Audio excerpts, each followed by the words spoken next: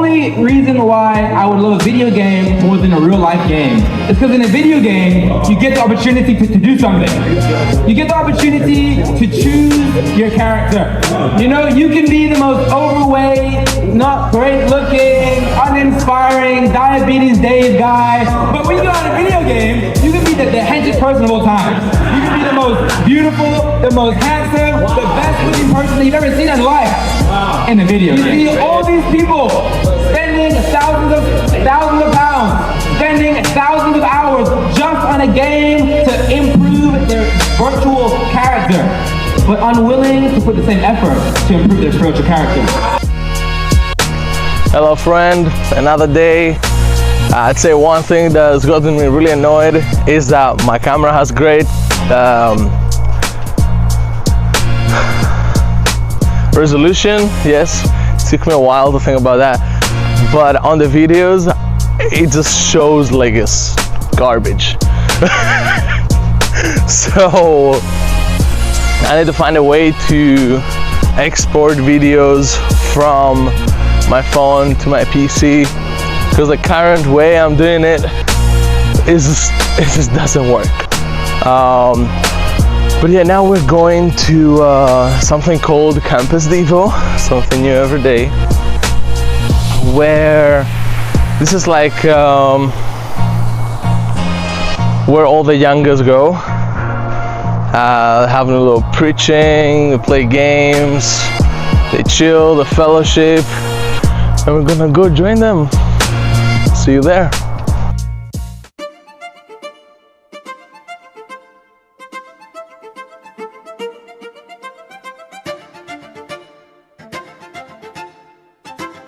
See, the title of tonight's charge is very, very simple. Choose your character. Good Lord. Tonight you get the opportunity to choose the character that you'd like to leave here as. You may have come in as a terrible character. You know, no VC, brown shirt, level 1, no stats. But you can leave as like a legendary player if you choose the correct character. Matthew chapter 27. And today we're going to be looking at the cross and looking at which characters you should be in this account.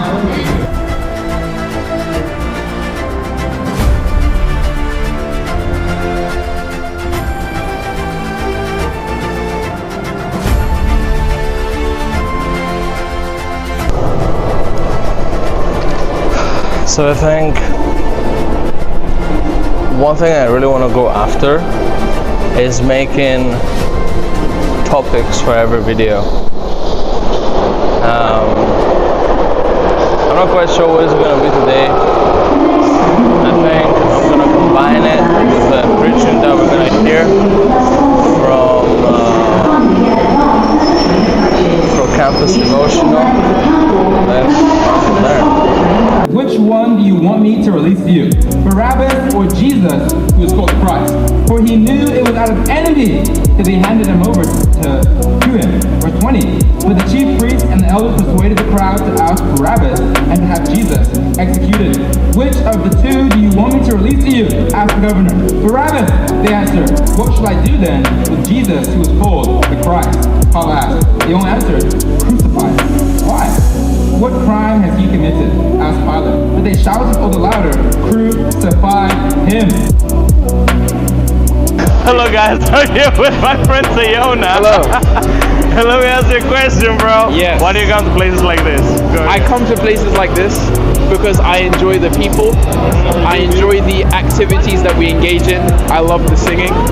I think that the singing that we do is special because it's very unified. It's very different from the singing that most people do. It's not focused on one individual person.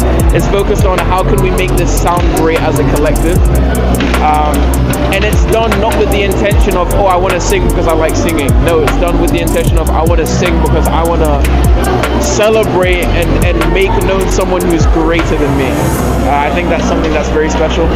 I think it's a very good motivation. That's awesome. And how has places like this changed you? Like, what do you come here? How has it changed you and shaped you to who you are today? It's pushed me out of my comfort zone, for sure. And in the way that it's pushed me out of my comfort zone, it's pushed me to connect with people on deeper than just a friend level. Okay. It's forced me to see people as family, to treat people as family, to be able to look at a complete stranger and be like, hey, I love you the same amount I would love my brother or my mum or my dad. Which is like, it's not normal, but it's something that should be more normalized, I think it's very different from European culture. European people are very like standoffish and they want to do their own thing. But I think we could take a thing or two from the Americans, learning how to just be like, hey, no matter who you are, we're gonna hang out with you, we're gonna have a great time. You're my neighbor, so I'm gonna treat you like you're my family and like you live with me. I think that's a great thing that they do, and it's something we should incorporate a lot more. Okay. Yeah, that's awesome. Thank you very much for sharing. Thank you.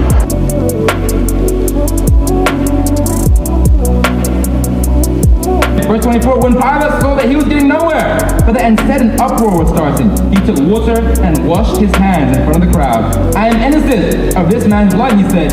It is your responsibility. And Pilate is here, and really and truly, he's kind of like a victim of the story. He wasn't really supposed to be there, but he's there. And he doesn't really want to be in the story. He doesn't really want to be a character in this game. So he tries to back out. But nonetheless, his name is still recorded.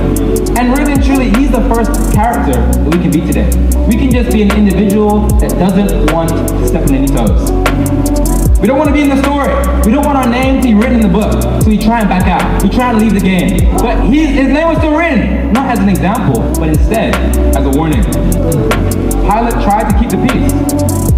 But because he was so invested in being a peacekeeper, he wasn't a peacemaker. And as disciples, we need to be more focused on making peace rather than keeping the peace. But then there's character number 2, Barabbas. And Barabbas is kind of an interesting character because he had never actually asked Jesus to save him. He just happened to be there at the right time. He never asked Jesus to take his place on the cross, but Jesus did it anyways. And it was only because of grace that he was allowed to go free. Barabbas was literally saved by grace, but he's not going to heaven. Barabbas is down there in hell, saved by grace, but still going straight to hell. Why? Because the example wasn't good. He wasn't living the life of a Christian. And oftentimes people say, I'm saved by grace. I don't need to do anything, I'm saved by grace. But Barabbas was the very first guy saved by grace, but is still going to hell.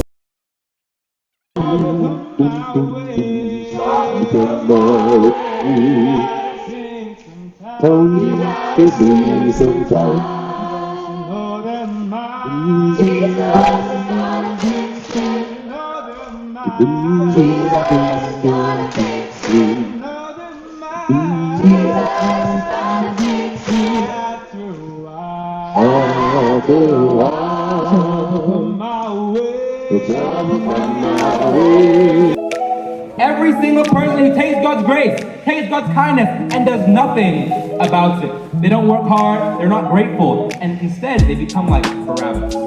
A man who saw God's grace face to face, but never did anything worth writing about.